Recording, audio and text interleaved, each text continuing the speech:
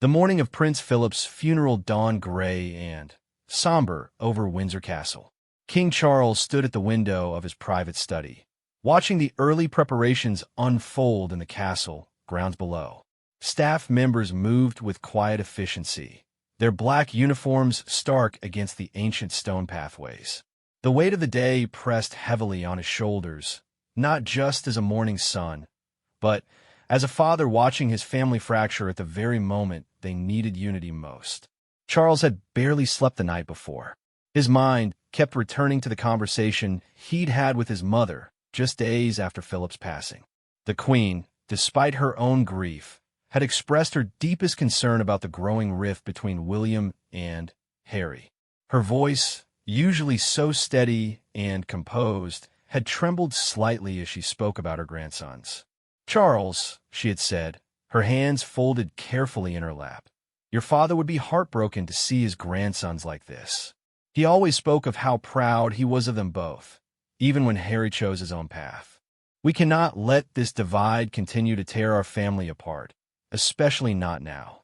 The memory of those words echoed in Charles's mind as he prepared for the most difficult day of his reign so far. Philip had been his anchor, his guide through the complexities of royal life. The Duke of Edinburgh had possessed a unique ability to speak truth to power, even when that truth was uncomfortable.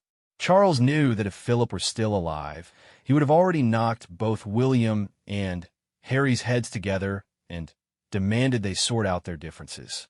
But Philip was gone, and now the responsibility fell to Charles to heal the wounds that had been festering for years. The public feud between the brothers had reached a breaking point after Harry and Meghan's explosive interview with Oprah Winfrey.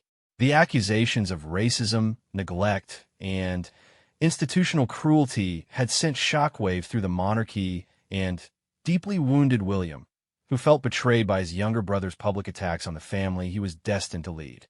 As Charles made his way through the castle corridors toward the chapel, he could feel the tension in the air. Staff members averted their eyes, unsure how to navigate the emotional minefield that the royal family had become. The upcoming funeral would be the first time Harry had returned to British soil since the devastating interview, and it would be the first time the brothers had been in the same room since their grandfather's death. Charles's private secretary had briefed him on the arrangements. Harry had arrived quietly 2 days earlier, staying at Frogmore Cottage rather than at the main castle. The decision had been made to seat William and Harry separately during the service, with their cousin Peter Philip's position between them. The optics were carefully managed, but Charles knew that seating arrangements could not heal the deep emotional wounds that had opened between his sons. The king paused outside the chapel, taking a moment to compose himself. Inside, family members were already gathering, their faces etched with grief and uncertainty. Charles could see his sister and speaking quietly with her children, while Edward and Sophie helped organize the younger members of the family. The atmosphere was one of barely contained emotion, with everyone acutely aware that this gathering represented more than just a farewell to Philip. When Charles entered the chapel, his eyes immediately sought out his sons. William stood near the front, his military bearing evident even in civilian dress.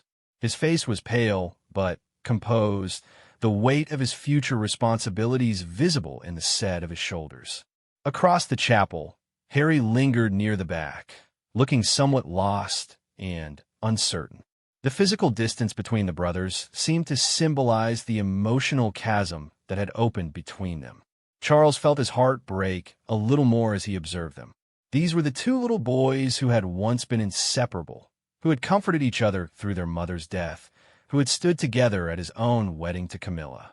Now they could barely look at each other, and the pain of that reality was almost unbearable for a father who loved them both deeply. The service itself was a masterpiece of royal protocol and genuine emotion. Philip's naval career was honored, his dedication to public service celebrated, and his role as a devoted husband and grandfather remembered with touching tributes. But throughout the ceremony, Charles found himself watching his sons more than listening to the eulogies. Harry's face was a mask of barely controlled emotion.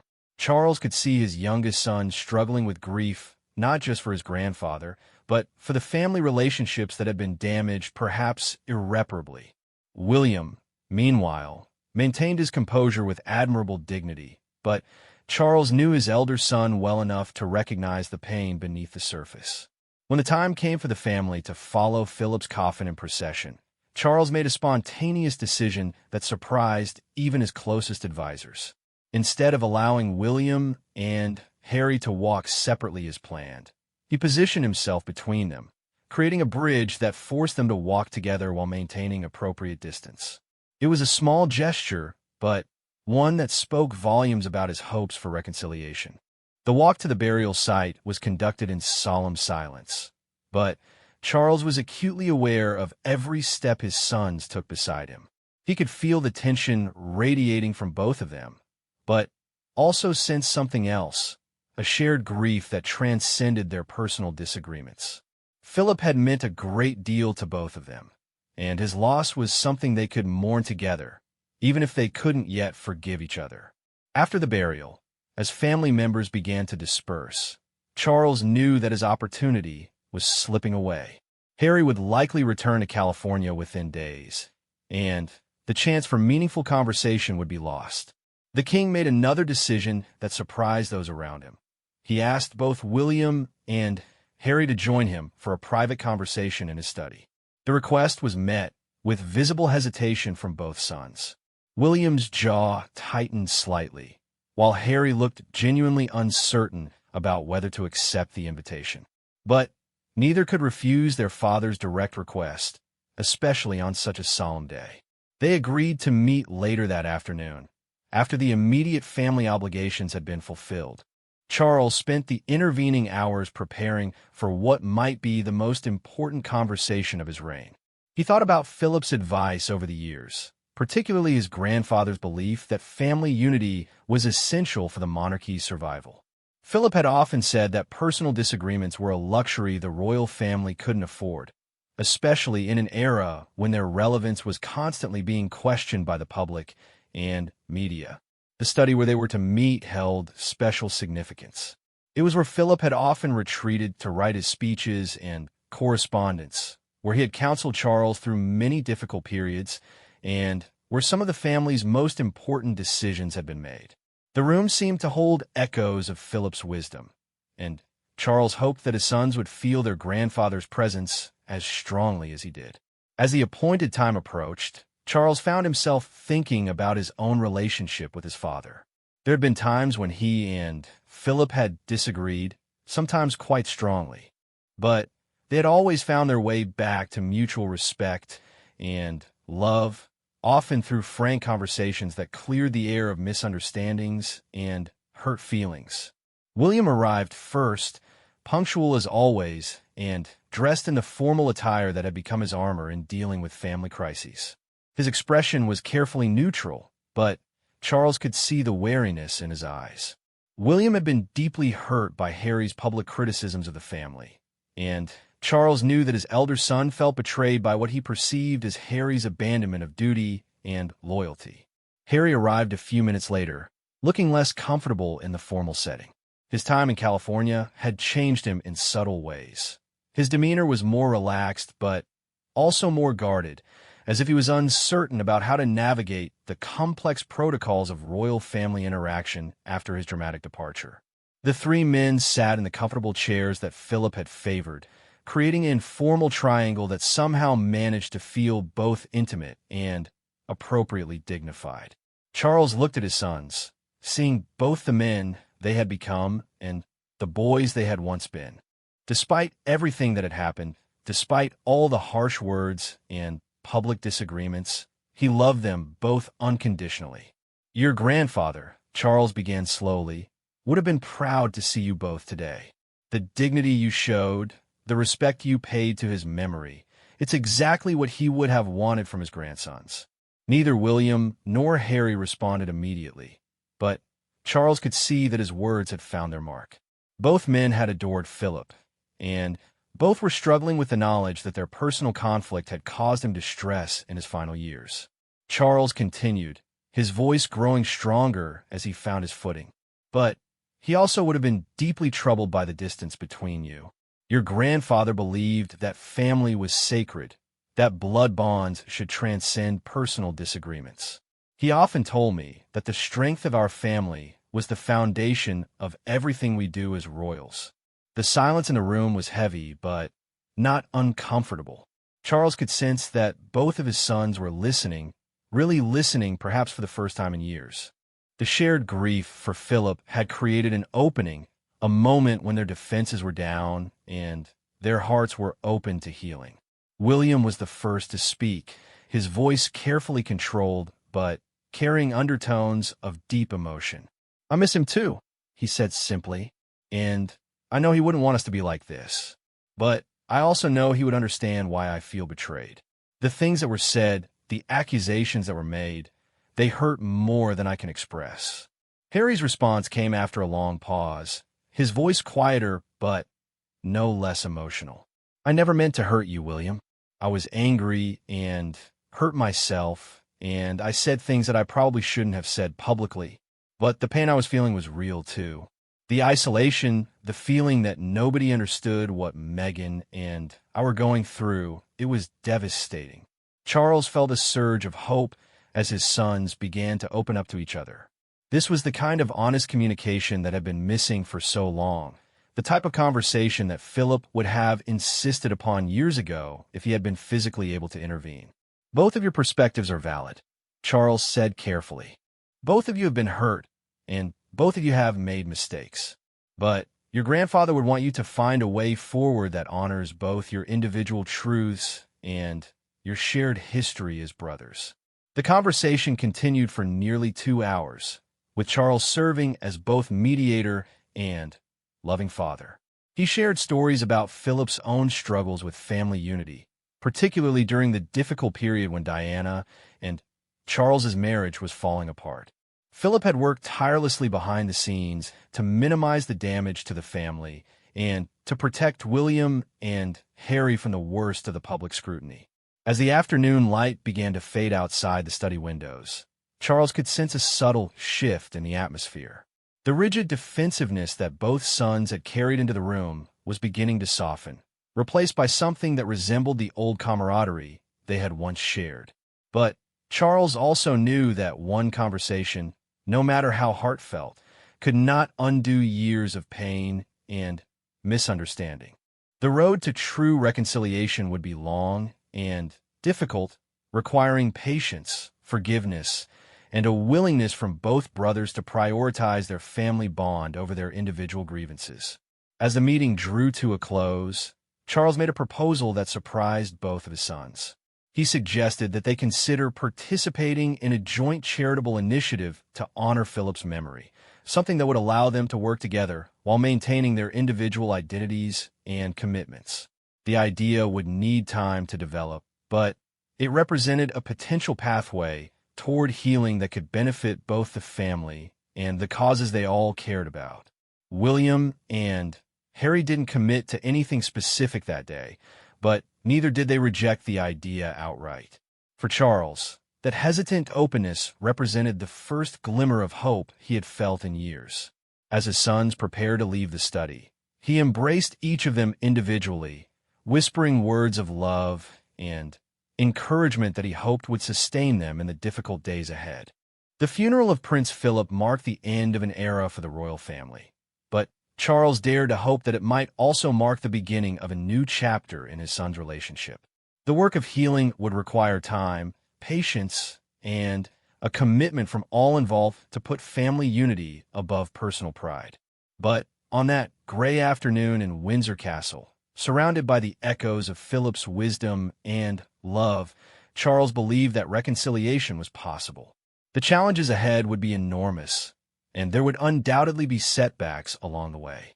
But Charles had learned from his father that the strength of the monarchy lay not in its perfection, but in its ability to endure, adapt, and ultimately heal from the wounds that threatened to tear it apart.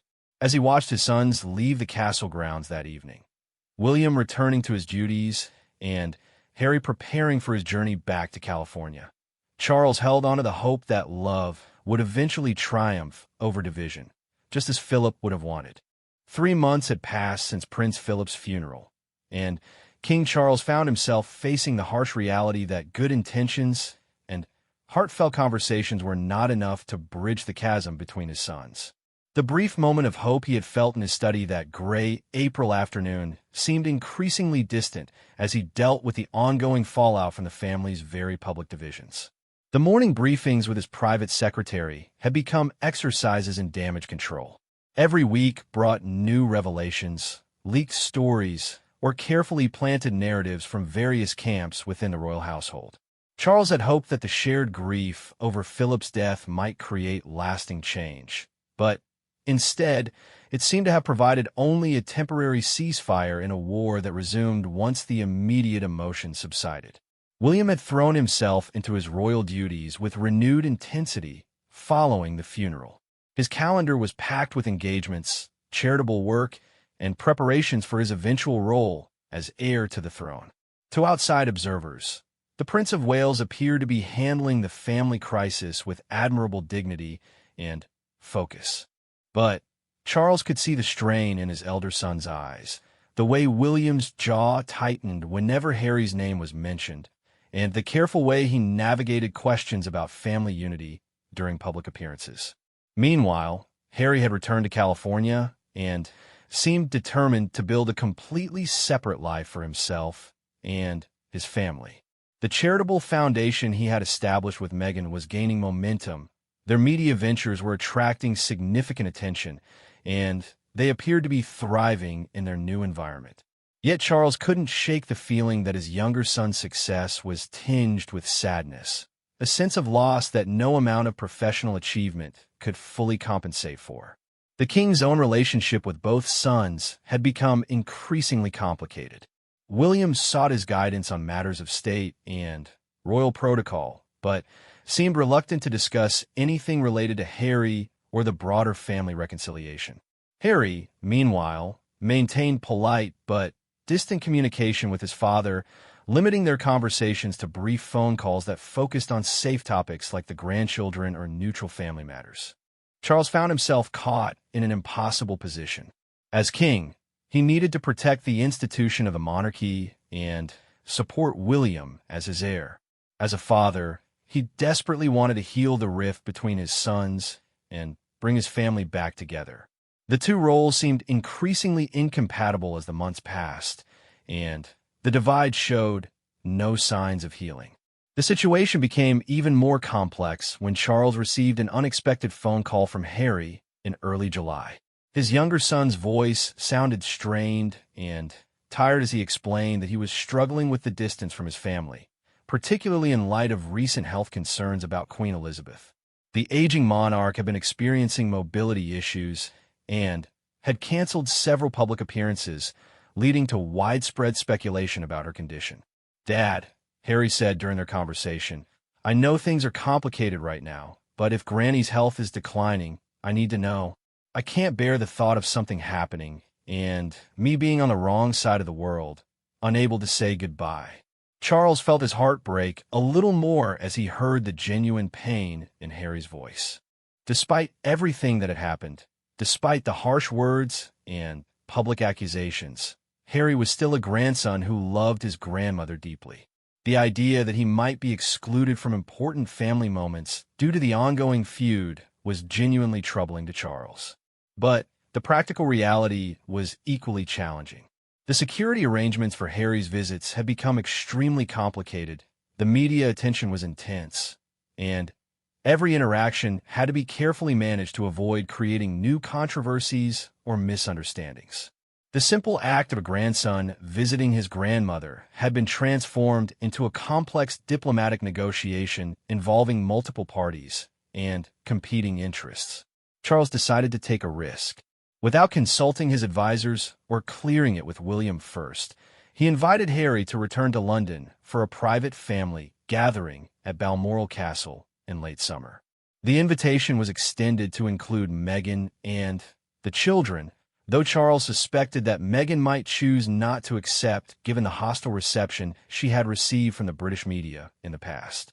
The king's decision to issue the invitation was motivated by more than just family sentiment. He had been reading extensively about conflict resolution and family therapy, trying to understand how deep rifts could be healed when both sides felt justified in their positions. One theme that appeared repeatedly in the literature was the importance of creating neutral spaces where difficult conversations could take place without the pressure of public scrutiny or formal protocol. Balmoral had always been the royal family's most informal residence, the place where they could be themselves without the constant weight of public expectations.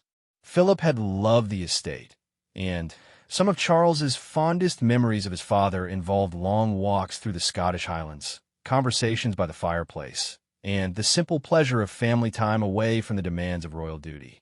Charles hoped that the setting might work its magic once again, providing a space where William and Harry could rediscover their connection as brothers rather than as representatives of competing visions of the royal family's future. But he also knew that arranging such a gathering would require delicate negotiations and careful management of everyone's expectations. The first challenge came from William himself. When Charles informed his elder son about the invitation to Harry, William's reaction was swift and negative. A heated conversation ensued in which William questioned his father's judgment and expressed serious concerns about the potential consequences of renewed family drama. "Dad, every time Harry comes back, it creates chaos," William argued during their discussion. "The media goes into overdrive, old wounds get reopened, and we spend weeks dealing with the fallout. I'm trying to prepare for my future role, and these constant crises are making it impossible to build the stability and trust that the monarchy needs." William's concerns were not unreasonable.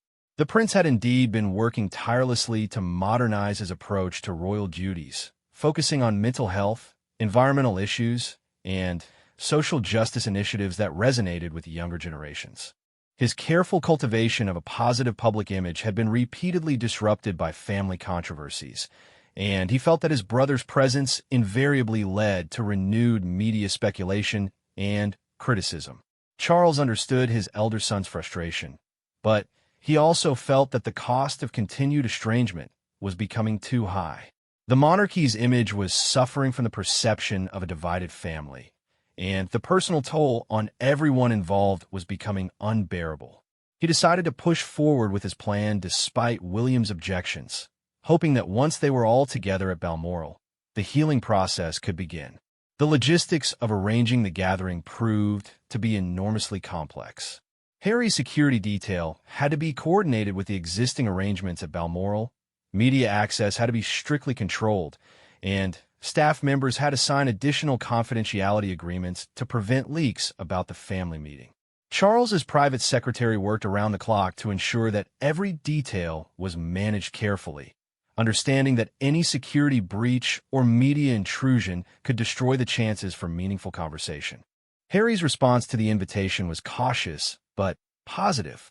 He agreed to come alone initially, leaving Meghan and the children in California until he could assess the situation.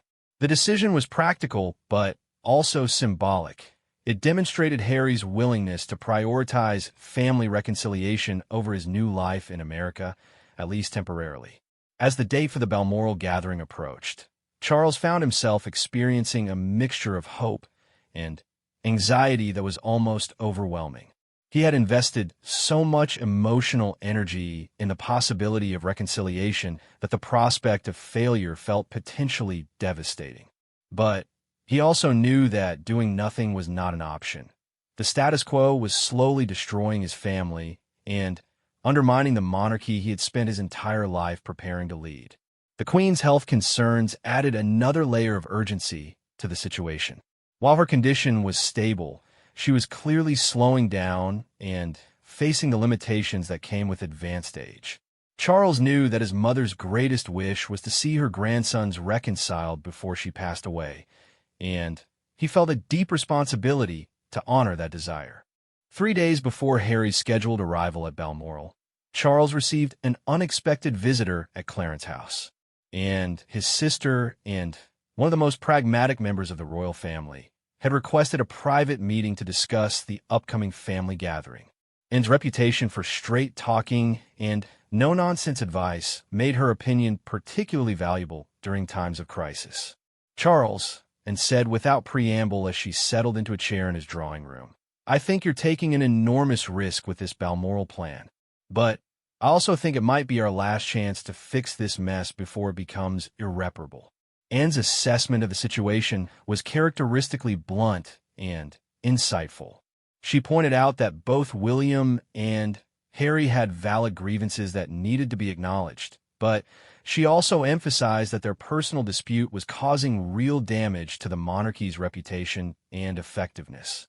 The public was growing tired of royal family drama, and younger generations in particular were questioning whether the institution remained relevant to modern Britain. The monarchy has survived wars, scandals, and political upheavals, and continued, but it has always depended on the perception that the royal family represents stability and unity. When that perception is damaged, everything else becomes much more difficult. Charles valued his sister's perspective because she had always managed to balance family loyalty with institutional responsibility, and had weathered her own share of personal controversies over the years, but she had never allowed them to compromise her commitment to royal duty. Her approach offered a potential model for how the family might move forward, even if complete reconciliation proved impossible. The conversation with and helped Charles clarify his own thinking about the goals for the Balmoral gathering. He realized that he had been hoping for too much, a magical transformation that would instantly restore the close relationship William and Harry had enjoyed as children. A more realistic objective would be to establish a framework for civil coexistence that protected both the monarchy and the individual family members involved. As Charles prepared for what might be the most important weekend of his reign, he found himself thinking about the lessons Philip had taught him about leadership and family responsibility. His father had often said that being royal meant making personal sacrifices for the greater good, but he had also emphasized that those sacrifices should never come at the cost of basic human decency and love. The challenge facing Charles was to find a way to honor both of those principles simultaneously. He needed to protect the monarchy from further damage while also creating space for his sons to heal their relationship on their own terms. The delicate balance required would test every skill he had developed over decades of royal service. On the eve of Harry's arrival, Charles spent the evening at Balmoral walking the same paths he had explored with Philip during their last visit together. The Scottish landscape was magnificent in the late summer light, and the peaceful setting provided a stark contrast to the emotional turbulence that had dominated his life for the past several months. As he stood on a hillside overlooking the castle where his family would soon gather, Charles offered a silent prayer to whatever forces might be listening. He asked for wisdom, patience, and the ability to say the right words at the crucial moments that lay ahead. Most of all, he prayed for the strength to accept whatever outcome emerged from the weekend, knowing that he had done everything in his power to heal the wounds that threatened to tear his family apart. The next morning would bring new challenges and opportunities, but for now, Charles allowed himself to hope that love might indeed prove stronger than pride, and that the bonds of family might survive even the deepest disagreements. The work of reconciliation was about to begin in earnest, and Charles was determined to give it everything he had. The morning of Harry's arrival at Balmoral dawned crisp and clear, with the kind of stunning Scottish weather that had always made the estate feel like a refuge from the complexities of royal life. King Charles stood at the window of his study, watching the morning mist rise from the hills and trying to calm the nervous energy that had kept him awake for most of the night. Today would determine whether his gamble to bring the family together could succeed, or whether it would only deepen the wounds that already threatened to tear them apart.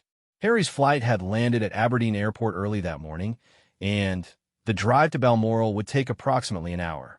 Charles had insisted on minimal security presence to avoid attracting media attention, but he knew that every movement was being carefully monitored by various interested parties.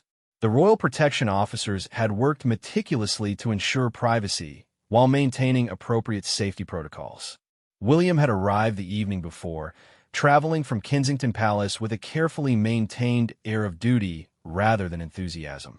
His conversation with Charles had been polite but strained, with William making it clear that he was attending out of respect for his father and grandmother rather than from any personal desire to reconcile with Harry. The prince had spent the evening reviewing briefing papers for upcoming engagements, a clear signal that he viewed the weekend as an obligation rather than an opportunity. Queen Elizabeth had chosen not to join them at Balmoral for this particular gathering, understanding that her presence might make honest conversation more difficult. The decision had been made jointly between Charles and his mother, both recognizing that the formality required when the monarch was present could inhibit the kind of frank discussion that was desperately needed. Instead, the Queen had sent a handwritten note expressing her love for both grandsons and her hope that they might find their way back to each other.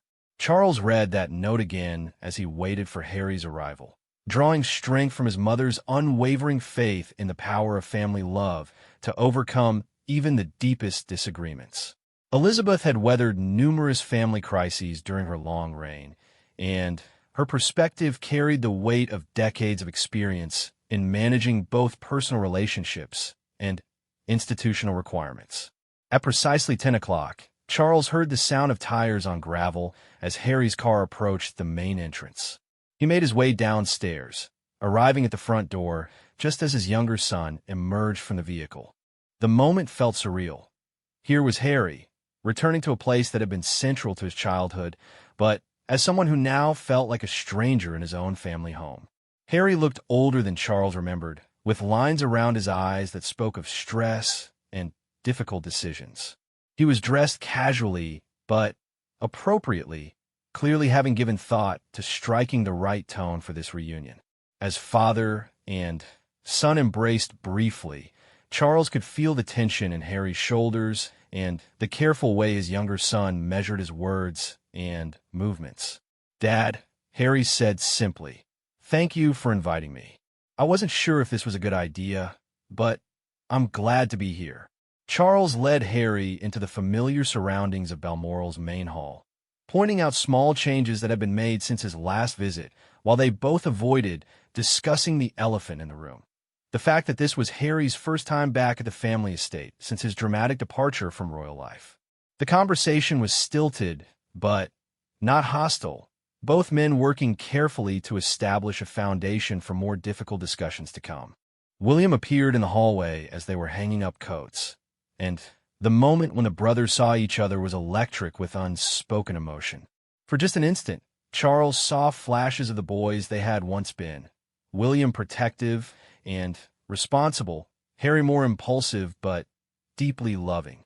Then the masks slipped back into place, and they greeted each other with the kind of formal politeness that might have been appropriate for distant acquaintances. "Harry," William said with a slight nod, "I'm glad you could make it. Dad, thought it would be good for us to talk." "William," Harry replied, his voice equally measured, "I hope we can figure this out. For everyone's sake." Charles felt his heart sink slightly at the careful distance maintained by both sons, but he also recognized that this formal politeness was at least an improvement over the hostility that had characterized their relationship in recent months. Small steps toward reconciliation were still steps in the right direction, even if they fell far short of the warm reunion he had hoped for. The first day of the gathering was deliberately structured to allow for gradual adjustment rather than immediate confrontation. Charles had arranged for activities that would bring the brothers together without forcing intense conversation. A walk through the estate grounds, a casual lunch, and time spent looking through old family photographs that documented happier times. The walk proved to be more successful than Charles had dared to hope. Away from the formal atmosphere of palaces and official residences, both William and Harry seemed to relax slightly. They fell into a familiar pattern of walking that dated back to their childhood, with Harry slightly ahead and more animated, William more thoughtful and observant. Charles positioned himself strategically, sometimes walking between them and sometimes hanging back to allow them space for private conversation. The Scottish landscape seemed to work its magic, just as Charles had hoped. The brothers began sharing memories of previous visits to Balmoral, particularly times they had spent there with their grandfather Philip. Those shared memories created common ground that transcended their current disagreements, reminding them of bonds that had been forged long before the conflicts that now divided them. During lunch, the conversation gradually became more substantial. William spoke about his recent work on mental health initiatives, while Harry described some of the projects he had been developing in California.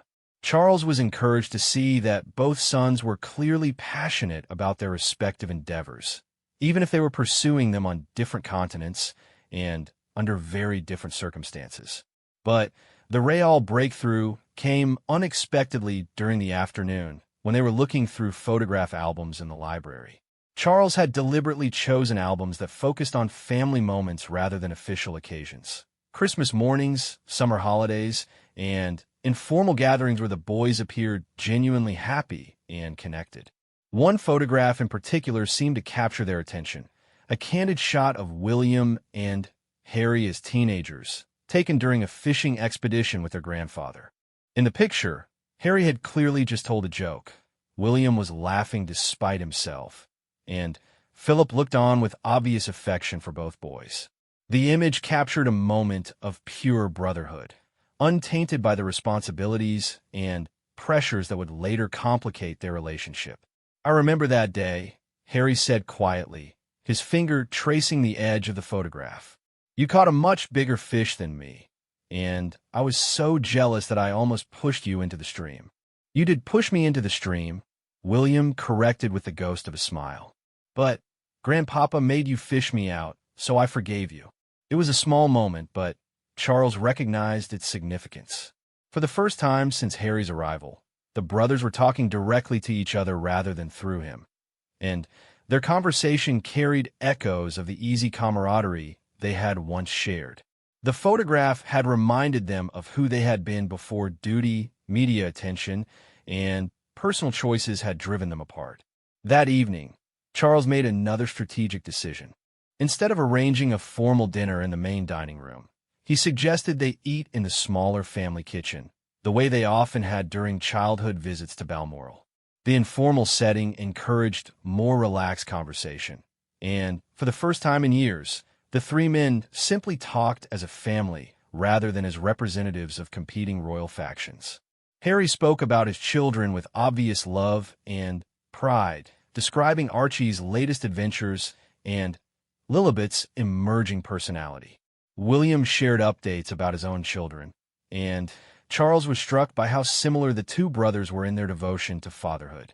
Despite everything that happened between them, they remained united in their commitment to raising their children with love, protection, and as much normalcy as possible. As the evening progressed, the conversation inevitably turned to more difficult topics. Harry spoke candidly about his struggles with mental health and the feeling that he had never found a sustainable role within the royal family structure. His words were not accusatory, but rather explanatory, helping William understand decisions that had previously seemed like betrayals. "I never wanted to hurt the family," Harry said at one point, his voice carrying genuine emotion. "But I was drowning and I couldn't see any way to stay and also save myself and my wife and children. Maybe I made mistakes in how I handled things, but I genuinely believed I didn't have any other choices." William's response was measured, but more open than it had been earlier. "I wish you had talked to me before making such drastic decisions," he said. "I might not have agreed with your choices, but I would have tried to help find solutions that didn't require you to leave entirely." Charles felt a surge of hope as he listened to his sons finally, engaging in the kind of honest conversation that had been impossible for so long. They weren't agreeing on everything, but they were at least trying to understand each other's perspectives rather than simply defending their own positions. The breakthrough moment came on the second evening, when a sudden thunderstorm struck the estate. The dramatic weather created an atmosphere of intimacy and isolation that seemed to encourage even deeper honesty. As they sat by the fireplace listening to the rain against the windows, Harry made a confession that surprised both Charles and William. "I miss this," he said simply, gesturing to encompass not just the physical setting, but the feeling of being together as a family. I miss belonging somewhere, miss being part of something bigger than myself. California is beautiful, and Megan and I are building a good life there, but it doesn't feel like home the way this place does. William's reaction to this admission was complex and visible. Charles could see his elder son processing the realization that Harry's departure had come at a significant personal cost, that it hadn't been the easy escape route that some. But I'm glad to know that you don't see it as completely impossible. Charles decided to interject at this point, sensing that his sons had reached a crucial moment in their conversation. Nothing has to be decided this weekend, he said carefully. The goal isn't to solve everything immediately, but rather to establish that we're still family, regardless of geography or circumstances. Over the next few hours, they talked about practical ways to maintain family relationships despite the distance and differences that separated them. They discussed communication strategies, ways to coordinate public statements to avoid contradictions, and possibilities for private family time that could happen away from media scrutiny. By the end of the weekend, Charles knew that complete reconciliation remained elusive, but significant progress had been made. William and Harry had rediscovered their ability to talk to each other with civility and even warmth. They had acknowledged each other's pain and begun to understand how their individual choices had affected the entire family dynamic. Most importantly, they had agreed to continue working on their relationship rather than allowing it to deteriorate further. They established regular communication schedules, planned future visits that would include their children, and committed to consulting each other before making public statements that might affect the family's reputation. As Harry prepared to return to California, the farewell between the brothers was markedly different from their greeting. They embraced with genuine warmth, and Charles could see that real affection had been rekindled between them. It wasn't the effortless closeness they had shared as children, but it was a foundation upon which they could build a new kind of adult relationship. Charles stood on the steps of Balmoral watching Harry's car disappear down the drive, feeling cautiously optimistic about the future for the first time in years. The weekend had proven that healing was possible, even if it would require ongoing effort and patience from everyone involved. The work of reconciliation was far from complete, but at least it had truly begun. 6 months after the transformative weekend at Balmoral, King Charles found himself reflecting on the delicate progress that had been made in healing the rift between his sons. The journey toward reconciliation had proven to be neither linear nor simple, but there had been encouraging signs that the foundation laid during those crucial conversations in Scotland was slowly being built upon. The first major test of their renewed relationship had come just 3 weeks after Harry's return to California, when Queen Elizabeth experienced a minor health scare that required brief hospitalization. The incident, while not life-threatening, had served as a stark reminder of mortality and the importance of family unity during times of crisis. Charles had been the one to call both sons with updates about their grandmother's condition. William, of course, was immediately available and able to visit the hospital within hours. Harry, separated by thousands of miles and multiple time zones, had felt helpless and frustrated by his inability to be present during the emergency. But instead of allowing these circumstances to create new tensions, the brothers had worked together to ensure that Harry remained informed and involved despite the distance.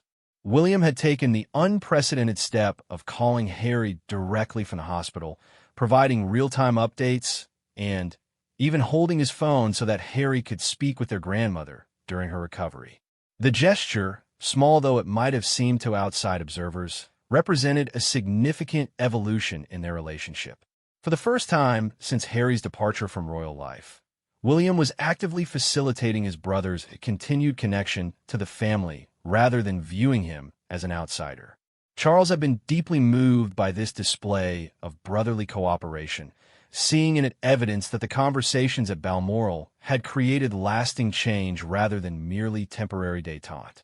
The crisis had revealed that beneath their disagreements about duty, media strategy, and lifestyle choices, the fundamental bonds of family remained strong and could be activated when they truly mattered. The Queen's recovery had been swift and complete, but the incident had catalyzed important changes in how the family communicated about sensitive matters. Charles had worked with his private secretary to establish more formal protocols for keeping Harry informed about significant family developments, ensuring that geographic distance would not translate into emotional distance during future emergencies. These practical arrangements had been supplemented by more personal initiatives from both brothers. William had begun sending Harry regular photos and videos of family gatherings, particularly those involving the cousins whom Harry's children rarely saw in person. Harry, meanwhile, had made efforts to maintain his connection to British charitable causes, participating in virtual events, and continuing to support organizations that had been important to him during his time as a working royal. The most significant breakthrough had come during the autumn, when William and Catherine had made the decision to include Harry and Meghan in their annual Christmas card planning process.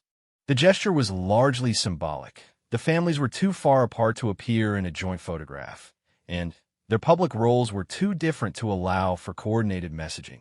But the consultation process itself represented a recognition that they remained part of the same extended family unit, regardless of their different paths.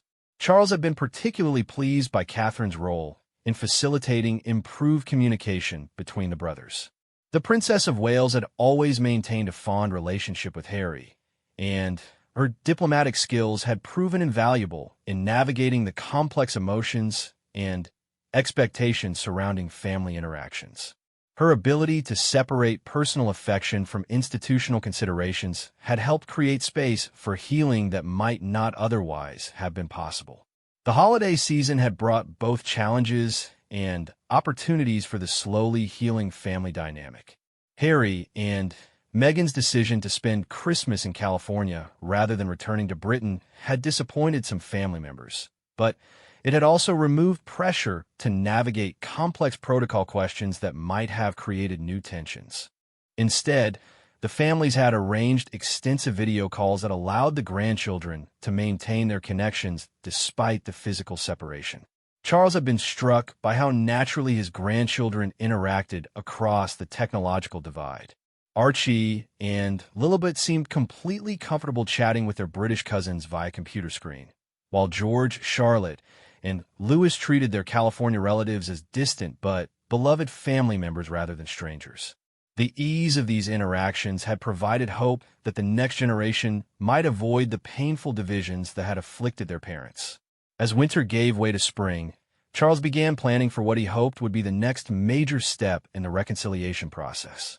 The coronation, scheduled for the following year, would represent the most significant royal event of his reign, and would require careful consideration of how to handle Harry's participation in a way that honored both family bonds and institutional requirements. The logistical challenges were immense. Harry's role in the ceremony would need to be carefully calibrated to reflect his current status as a non-working royal, while also acknowledging his position as the king's son. Security arrangements would be complex, media attention would be intense, and every detail would be scrutinized for symbolic meaning by observers around the world. But Charles was determined to ensure that Harry felt welcome and included in this historic moment.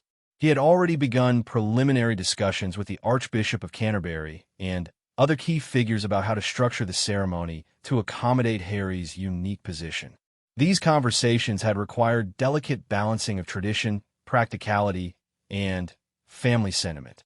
William's input had been crucial in these planning discussions. The Prince of Wales had demonstrated remarkable maturity in recognizing that the coronation needed to reflect the reality of a modern royal family that included both working royals and private citizens who happened to be born into the institution.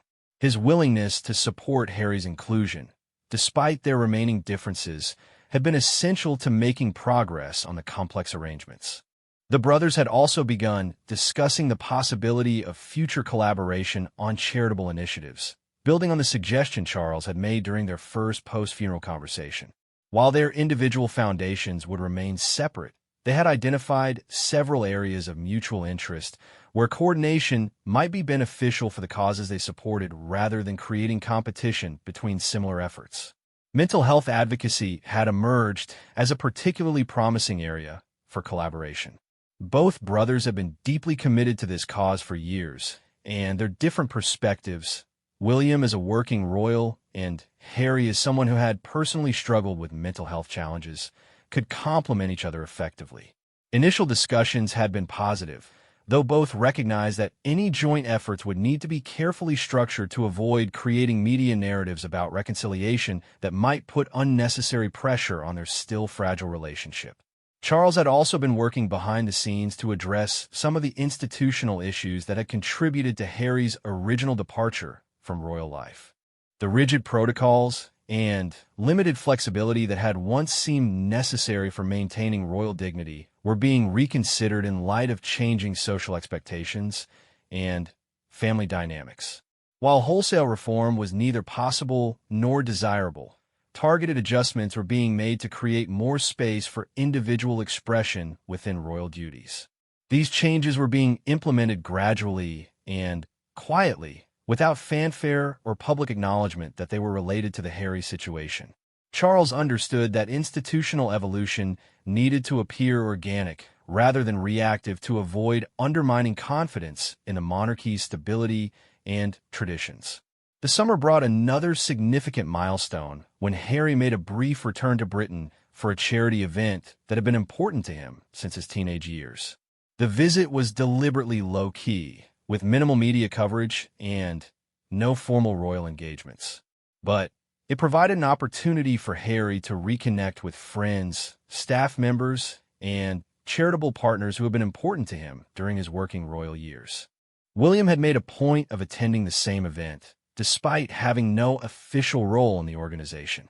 His presence was a clear signal of support for Harry's continued involvement in British charitable work and helped deflect potential media narratives about family tension. The brothers had spent time together at the event, chatting easily with mutual friends and demonstrating the kind of normal family relationship that had been missing for so long. Charles had watched from a distance as his sons navigated this public reappearance together, feeling proud of their ability to prioritize the charitable cause over their personal complications. The event had raised significant funds for its beneficiaries and had demonstrated that royal family members could work together effectively even when they had chosen different paths in life. As autumn approached again, marking nearly a year since the Balmoral gathering, Charles found himself cautiously optimistic about the future of his family relationships.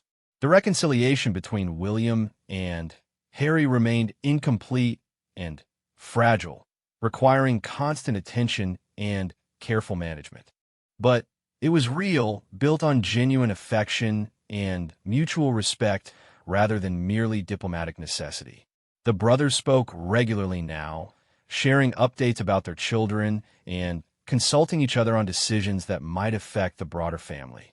They had developed strategies for coordinating their public communications to avoid contradictions or conflicts that might embarrass the monarchy or create unnecessary controversy. Perhaps most importantly, they had rediscovered their ability to laugh together. During their recent conversations, Charles had been delighted to hear echoes of the humor and playfulness that had characterized their relationship as young men. The formal politeness of their early reconciliation conversations had given way to more natural interaction that included gentle teasing, shared jokes, and the kind of comfortable sibling banter that had been absent for too long. The work of rebuilding trust and intimacy would continue for years to come, and there would undoubtedly be setbacks and challenges along the way. The fundamental tensions between Harry's desire for independence and William's commitment to traditional royal duty had not been resolved, merely managed more constructively. Different perspectives on media engagement, public service, and family loyalty remained potential sources of conflict. But Charles had learned from his father that perfection was not the goal of family relationships. Survival was. Philip had often said that families were like nations. They could disagree internally while still maintaining unity against external threats. The royal family needed to function as a coherent unit in the public, while allowing for private disagreements and individual choices. As he looked toward the coronation and beyond, Charles felt confident that his family had achieved this delicate balance.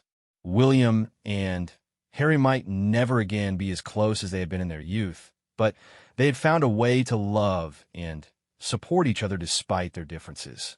They had learned to prioritize family bonds over public perception and to value understanding over agreement. The monarchy would be stronger for this healing, Charles believed. A royal family that could demonstrate resilience, forgiveness, and adaptation in the face of serious challenges would be better equipped to serve a modern nation that faced its own divisions and uncertainties. The personal journey toward reconciliation had become a model for the kind of leadership that contemporary Britain needed from its constitutional monarchy.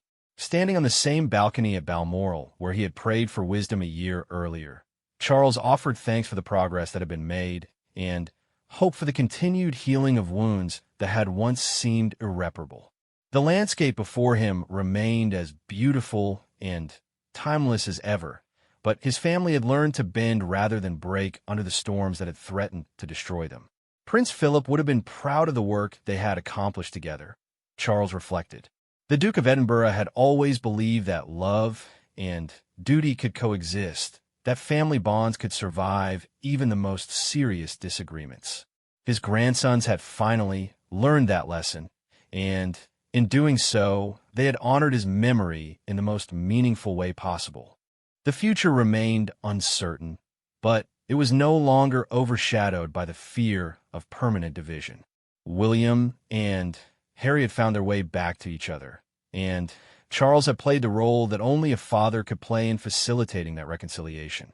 The monarchy would continue, strengthened by the knowledge that even its most serious internal challenges could be overcome through patience, love, and an unwavering commitment to family unity.